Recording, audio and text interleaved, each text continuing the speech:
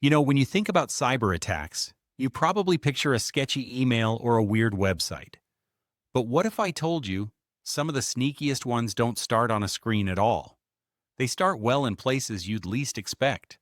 In this explainer, we're going to break down an attack that does just that. It completely blurs the line between the physical and the digital. And believe it or not, it all starts with something that could show up right on your doorstep. Okay, so picture this. A small cardboard box shows up at your house. It's got your name on it. Everything looks legit. It just feels normal, right? Just another package. In a world where we get stuff delivered all the time, but then you get that little feeling in your gut. You start racking your brain. Did I order this? Is it a gift from someone? Maybe it's a mistake. Nope, you definitely never ordered it. And that feeling, that little bit of confusion, that's not an accident. That's the first step in a really, really clever trap. All right, so let's take a closer look at this package. The way it's put together is actually the first move in a very calculated game.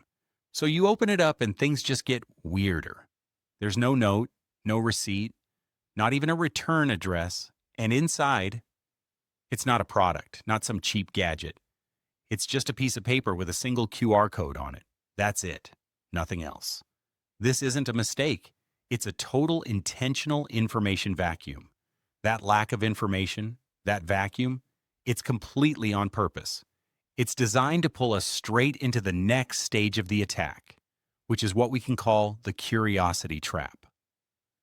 This really is the heart of the psychological trick. The attackers are making a bet on basic human nature. They know we hate a mystery we can't solve by sending an empty box with just a strange code. They create this irresistible question mark. And our brains are just wired to want to find the answer. It's a pretty simple but brilliant four-step process.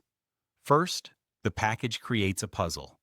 Second, there's zero context to help you solve it. Third, your own curiosity becomes the engine driving you forward. And finally, that little black and white square starts to look like the one and only way to get an answer. That feeling of needing to know, that's exactly what they're banking on. So the second you give in and point your phone at that code, bam, the digital trap springs shut. This is the moment the physical trick turns into a very real and very immediate digital danger. Scanning that code is going to do one of two things, and neither is good. It could send you to a phishing site, a perfect copy of your bank's website, or maybe Amazon built to trick you into handing over your login details, or even scarier, it could just silently start installing malware on your phone. And phones are the perfect target here because, let's be honest, most of us don't have the same level of security software on our phones that we do on our laptops. They're just a softer target. Okay, now think about how you handle a suspicious email, right? You can hover your mouse over a link and see where it's really going before you click. It's a simple but critical safety check. But with a QR code, poof, that safety net is completely gone. The destination is totally invisible. You have no idea where it's taking you until you've already committed and scanned it. And here's the scary part. A QR code that takes you to a restaurant menu looks exactly the same as one that installs malware. That invisibility, that's the whole game. Now, this whole attack might seem super new and high-tech, but it's actually just a really clever update on an older scam. You might have heard of it. It's called a brushing scam. So the original brushing scam was all about gaming online reviews. Scammers would mail out super cheap things like a plastic toy or a phone case to real people at real addresses. Why? So they could get a legitimate shipping confirmation that allowed them to log in and post fake 5-star reviews for their own stuff, making their products look way more popular than they actually were. It was mostly just an annoyance for the person who got the package. And here's where the big change happened.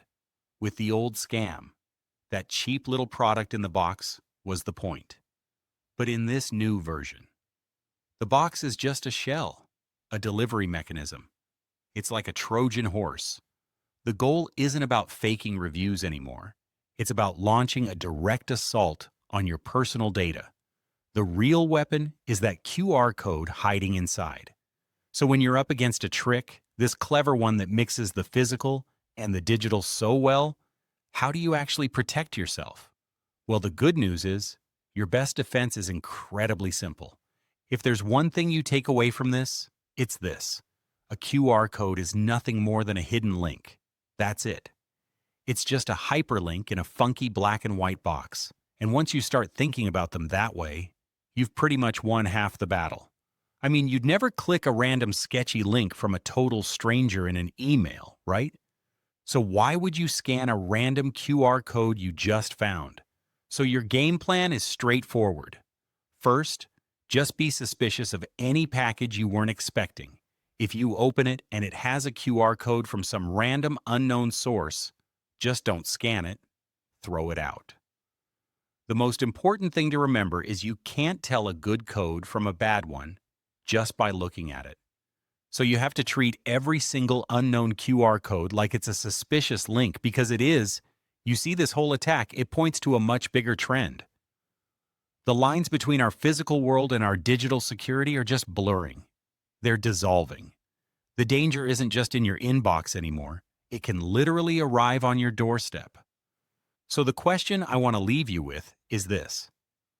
Where else are these two worlds colliding in your own life? And are you ready for it?